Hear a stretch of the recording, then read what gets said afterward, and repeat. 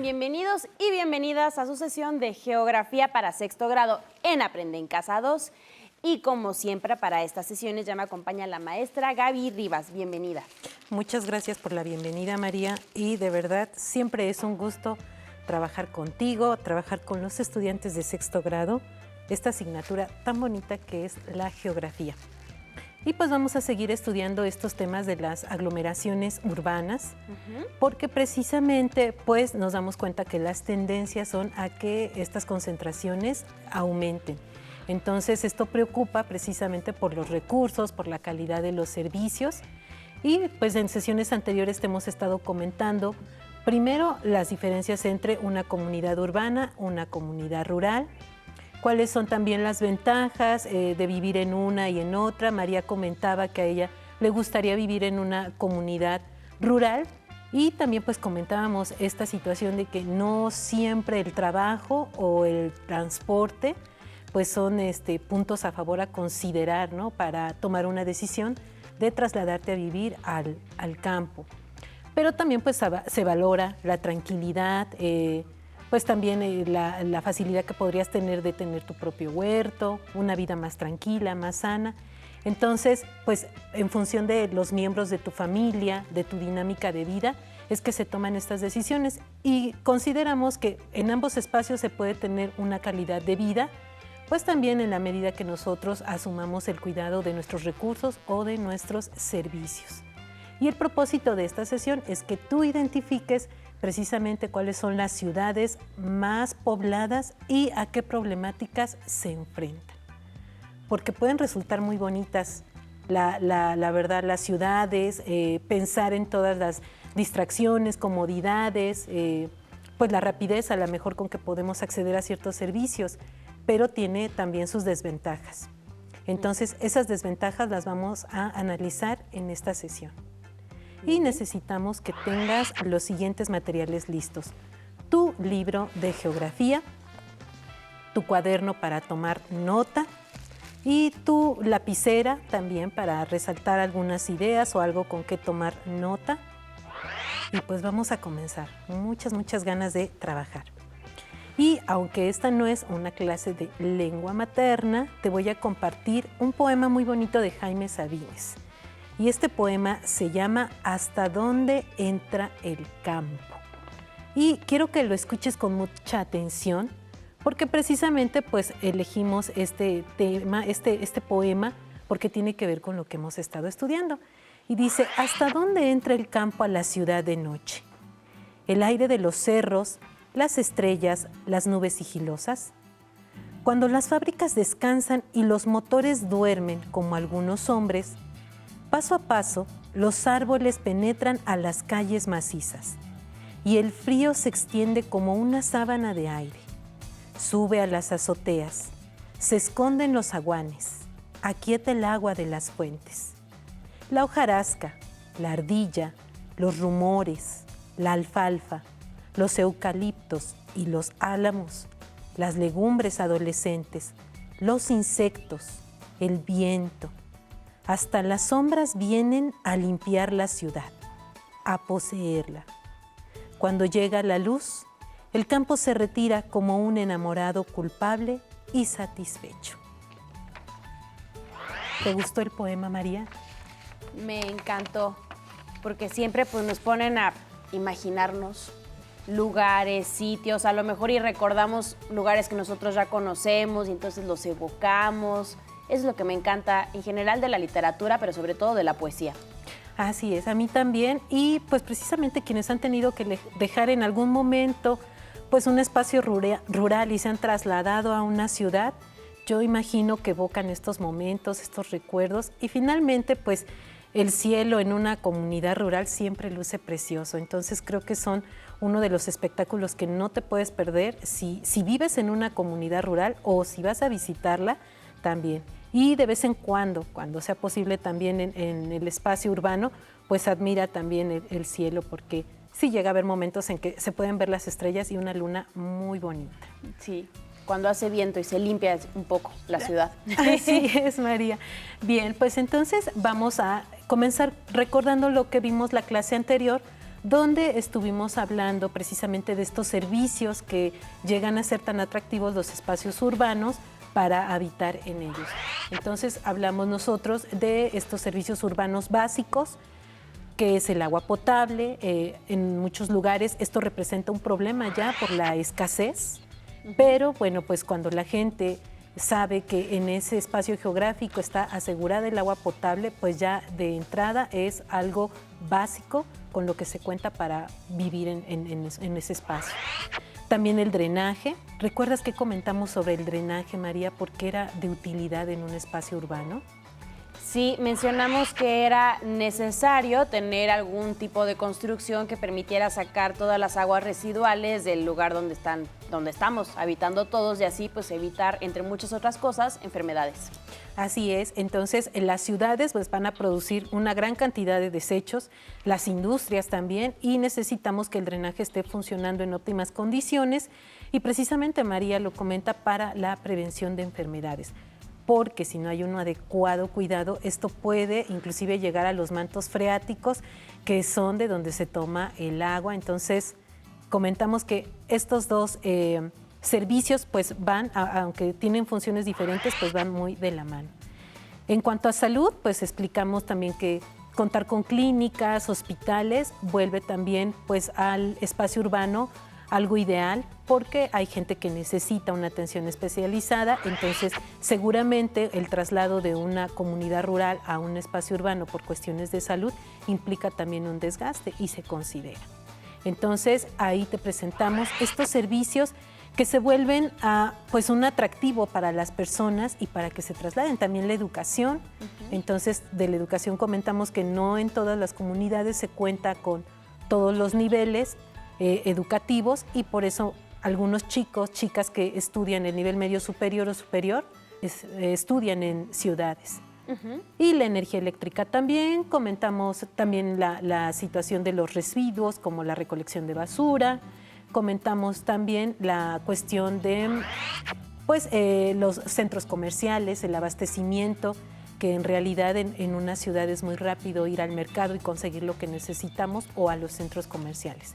Entonces todo esto va a ser muy atractivo para las personas, pero en cierto momento pues también hay desventajas. Y una de las desventajas es que entre más habitantes haya en un espacio urbano, mientras la densidad poblacional sea más alta, pues también dificulta el acceso a ellos o pues pierden la calidad con que se prestan estos servicios públicos. Y pues ahora, María, con base en todo esto que hemos venido comentando en las clases, ¿qué otras desventajas tú consideras que tiene vivir en un espacio urbano? Pues, por ejemplo, uno de los que nosotros cotidianamente padecemos es la saturación, por ejemplo, del tráfico. Y también lo notamos en, por ejemplo, la competencia que hay al momento de conseguir si queremos un trabajo. A lo mejor algunos alumnos y alumnas han sufrido en que quieren entrar a una escuela, ya no pueden porque ya el cupo pues, ya se llenó. Y situaciones de este tipo que nosotros pues, nos enfrentamos al ser tantos, tenemos que empezar a ver pues, dónde nosotros tenemos espacio para poder trabajar, estudiar, transitar y vivir. Así es, María.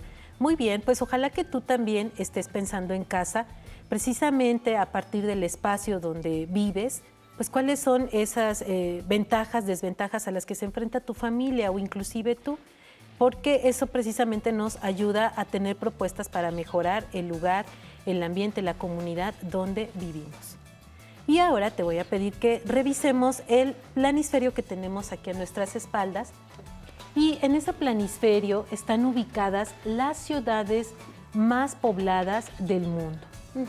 Entonces, como te puedes dar cuenta, donde están los puntitos más negros es una, pues ahí nos indica que son ciudades que tienen más de 10 millones de habitantes. Y las que tienen un puntito más chiquito es las que tienen pues menos de 10, de 5 a 10 millones de habitantes. Entonces, están destacadas de esa manera. Y también la clase anterior los vimos con colores, pero vimos en general la población urbana. Aquí estamos ya localizando ciudades. Entonces, yo lo que te voy a invitar, María, es a que tú reconozcas algunas ahí, para ir completando precisamente esta lista que tenemos aquí. Sí. Y vamos a ver, pon mucha atención, María, y ¿me puedes decir de Europa cuáles ubicas como las ciudades pues, más aglomeradas? Sí, por supuesto. Veo aquí, por ejemplo, en primer lugar, Londres. De abajo tenemos a París y finalmente tenemos Madrid. Muy bien, María. En América del Sur también vamos a tener pues ciudades con una concentración importante. ¿Cuáles serían, María? Sí, tenemos Lima, Sí. Santiago, Buenos Aires. Sí. En Brasil tenemos 2. Está Sao Paulo y Río de Janeiro. Y finalmente en Colombia tenemos a Bogotá.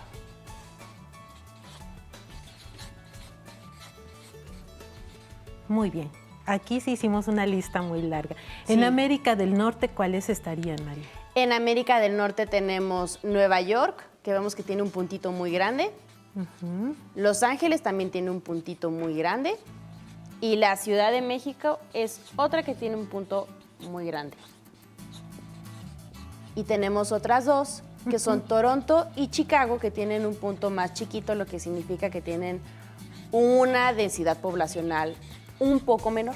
Un poco menor, pero también son ciudades pues importantes y donde tenemos también una migración considerable, porque como lo comentamos, al tener todos estos servicios, pues se vuelven atractivas también para buscar trabajo, para escuelas, universidades. Entonces también algunas migraciones pues buscan precisamente estos servicios y estas ciudades. Y tenemos algunas en África. Sí, en África tenemos 3. Están Lagos, Kinshasa y aquí arriba El Cairo. Y también tenemos aquí una con un puntito un poco más chiquito, pero es Luanda. Y en Oceanía, pues no tenemos. No hay nada en Oceanía. No hay. Y en Asia, aquí tenemos Teherán, Delhi, Dhaka, Beijing, Seúl, Shanghái, Hong Kong, Manila, Tokio, Nagoya y Osaka. Y si ustedes se fijan, pues ahí están concentradas, María las está señalando.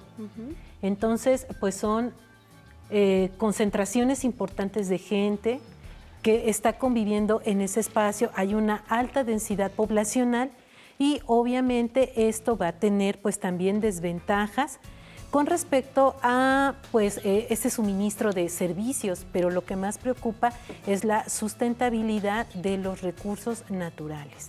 Entonces esto pues tiene que empezar a tomarse más en serio con las medidas de urbanización, porque mientras siga careciendo de otros servicios en ciertas comunidades, pues van a buscar llegar a esas ciudades que se los ofrecen. Y ahora, María, pues ya tenemos nuestro planisferio, tenemos nuestra lista. Yo te invito a que en casa comentes con tu maestra, tu maestro, y que también hagas una lista similar. Si tienes oportunidad también realices un planisferio, ubiques estas ciudades. En tu cuaderno de trabajo está este planisferio también con las ciudades más pobladas y te va a servir pues para un repaso. Entonces, coméntalo con tu maestro o tu maestro, a ver si considera pertinente la actividad, porque sería muy bueno para que tú las logres ubicar. Y ahora vamos a nuestro libro de texto. En la página 90 tenemos una noticia ahí. Vamos a leer la que está abajo, que precisamente tiene que ver con esta urbanización. Recuerden que estamos hablando de comunidades rurales, urbanas, pero principalmente nos llama la atención esta concentración que se da en las comunidades urbanas. Y dice, los problemas urbanos desgastan el centro de Playa del Carmen. Jorge Fuentes, ecologista y activista social, asegura que como consecuencia del éxito turístico, la ciudad empieza a padecer los problemas típicos de la sobrepoblación, tanto de turistas como de habitantes de la región que trabajan en el área de servicios. El principal problema es la saturación de las vialidades. Este ecologista afirma que en el trazo original de las calles de la ciudad no se previó la circulación de tal cantidad de vehículos, de manera que el caos vial impera en las horas pico. Asimismo, advierte que la constante construcción de edificios, el movimiento urbano propio del comercio y el turismo y las actividades cotidianas de los residentes han rebasado la capacidad de las calles de la ciudad. Sugiere al gobierno del estado que tome medidas al respecto e invita a la población a moderar el uso de automóviles en el centro de la ciudad. Y tenemos ahí en su libro de texto una imagen donde dice, entre otros problemas urbanos, el crecimiento demográfico ha sido tan rápido y la distinción de clases sociales es tan evidente que las diferencias entre zonas económicas son claras. Y precisamente cuando esta gente, aquí tenemos esta imagen en tu libro de texto, pero precisamente cuando la gente empieza a llegar a estos centros urbanos, si no encuentra dónde vivir, pues ¿qué crees que hacen, María? Se quedan en la periferia. Sí. ¿Y estos qué problemas crees que se puedan originar cuando esta gente se queda en la periferia a vivir? Pues uno de los más comunes que hemos visto y que nosotros hemos visto comúnmente aquí en los alrededores de la Ciudad de México es que cuando se empiezan a asentar, pues no hay un orden territorial ni hay un abastecimiento de los servicios básicos como podría ser iluminación, electricidad, la electricidad, un sistema de drenaje, un sistema de agua potable, y entonces eso puede llevarles a tener problemas bastante graves en su calidad de vida. Así es, María, porque precisamente no hay una planificación urbana. Entonces esta gente llega, si busca vivienda tal vez en un centro urbano y son muy caras, tanto rentas o adquirir alguna, comienzan a tener asentamientos de manera irregular, donde, como bien lo menciona María, no cuentan con todos los servicios. Finalmente esto va a traer algunos otros problemas sociales o de contaminación, como aquí nos lo mencionan en la nota, que pues ya hay muchos coches, ya se aglomeran las avenidas, las calles, y también la gente al no conseguir trabajo o ser poca la oferta de trabajo, pues empiezan a dedicarse a otras actividades irregulares, y esto genera a veces comercio ambulante y otros problemas sociales de contaminación. Entonces, pues puede parecernos muy bonita la vida con muchas ventajas en una ciudad, pero precisamente estamos analizando ahorita estos problemas que se pueden presentar. Uh-huh. Y vamos a ver otra nota. Esa otra nota también vamos a comentarla porque precisamente nos comenta los problemas y cómo se resolvieron en otra ciudad. Y esta dice, ciudades en pro del ambiente planetario. En Copenhague, capital de Dinamarca, la bicicleta es el principal medio de transporte. Tiene 400 kilómetros de ciclopistas, más del doble de la Ciudad de México, que cuenta con 170 kilómetros. Por esto, sus emisiones de dióxido de carbono son de las más bajas de Europa. Además, las industrias han firmado distintos acuerdos para reducir su contaminación. En Toronto, Canadá, se creó un plan de acción frente al cambio climático, cuyo principal objetivo es reducir 80% las emisiones de gases de efecto invernadero para 2050. Algunas medidas de este plan de acción son promover los techos verdes, exigir a sus ciudadanos la separación de residuos, ubicar paneles solares en todo edificio estatal y alcanzar los 1,000 kilómetros de ciclopistas para colaborar con el desplazamiento urbano no contaminante. Y como tú te puedes dar cuenta, pues aquí ya hay una problemática, pero también hay una propuesta. ¿Qué opinas de esta última nota, María? Pues que lo primero que pienso es que en Copenhague funciona muy bien al ser una ciudad de unas dimensiones que son infinitamente más chiquitas que, por ejemplo, en una ciudad como en la que nosotros vivimos, que es la Ciudad de México, pero que no por eso significa que no puedan funcionar estas medidas, porque hay muchas veces, ¿no?, como estas mediciones que hacen de dónde a dónde va un flujo de gente y se puede saber que hay ciertas rutas en las que se podría aprovechar muy bien el uso de estos medios de transportes alternos.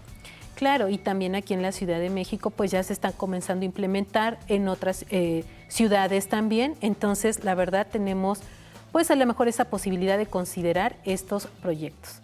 Y ahora quiero presentarte un esquema. Este esquema también nos presenta ahí las ciudades sobrepobladas y cuáles son los problemas que enfrentan. Y son hacinamiento, marginalidad, contaminación ambiental, servicios públicos insuficientes, congestionamiento vehicular, falta de vivienda.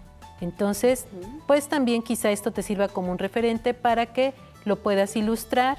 Ahí tienes ya algunas imágenes y con esto tengas un apunte en tu cuaderno sobre esos problemas. Aquí te mostramos también más imágenes, la contaminación ambiental, los servicios públicos insuficientes, que seguramente esta escena a muchos niños que viven en la Ciudad de México les resulta conocida, o en otras urbes también, el congestionamiento vial.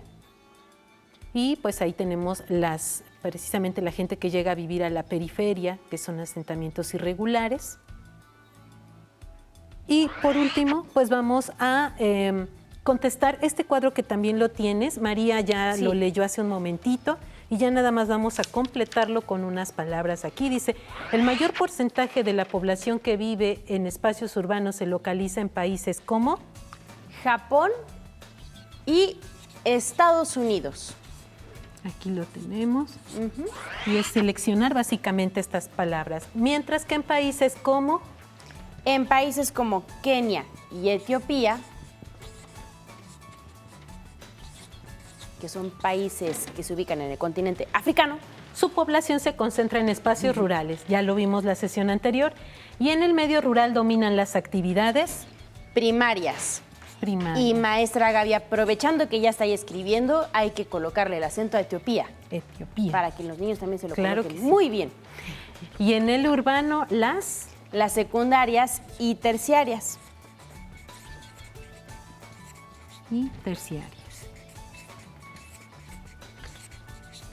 Y tenemos después el tráfico. Muy bien.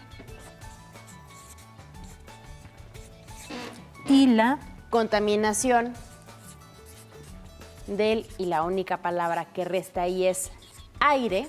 Muy bien. Son problemas de las grandes ciudades.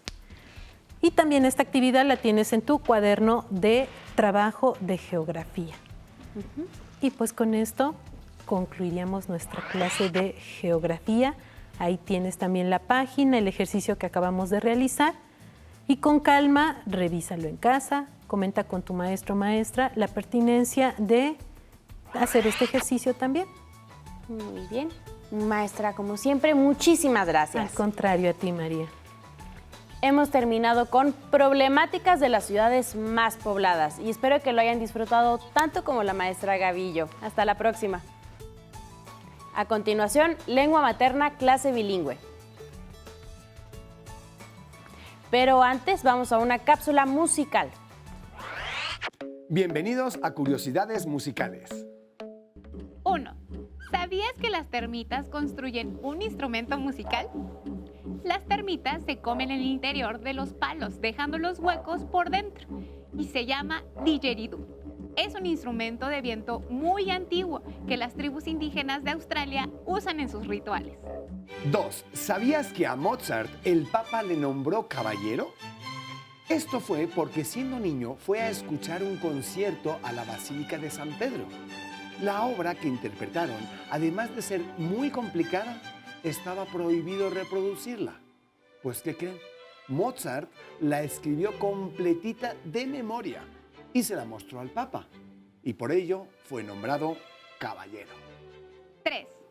¿Sabes qué son las voces blancas? Las voces blancas son las voces de los niños hasta que tienen su cambio de voz.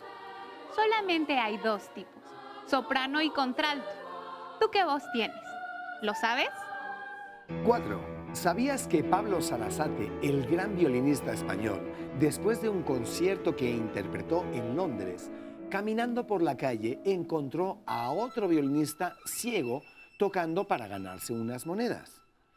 Como el violinista no tocaba muy bien, no le caía ninguna moneda. Entonces Pablo Sarasate se puso a tocar por él. y la gente le dio mucho dinero. Por supuesto, el violinista ciego quedó muy contento. 5. El compositor y pianista Robert Schumann inventó un aparato que imaginó le daría más agilidad a sus dedos para tocar mejor el piano. Él quería ser mucho mejor, pero en lugar de mejorar, el aparato le provocó una parálisis en la mano y tuvo que dejar el piano para dedicarse únicamente a componer. 6. ¿Sabías cuántos hijos tuvo el compositor Johann Sebastian Bach?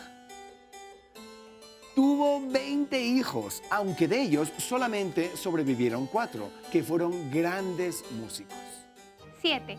¿Sabías que el compositor Antonio Vivaldi compuso 500 conciertos para instrumento y orquesta? 220 los compuso para violín, incluidas las 4 estaciones.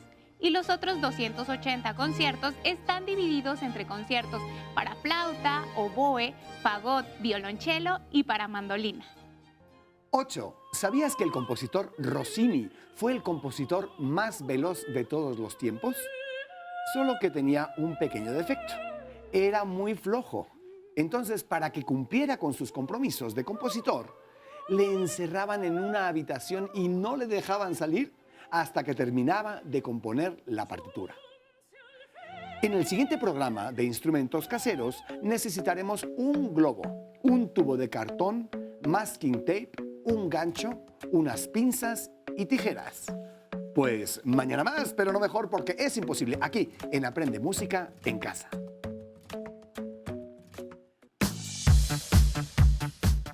Si no tienes el libro de texto o necesitas ayuda para responder las preguntas, contáctanos.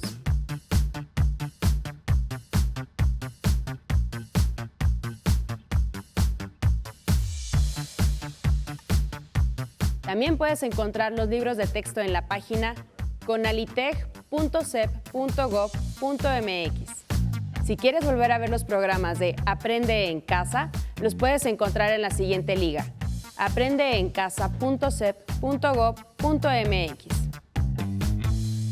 No se muevan de su lugar, tenemos algo muy importante para ustedes. Acompáñenos. Adiós.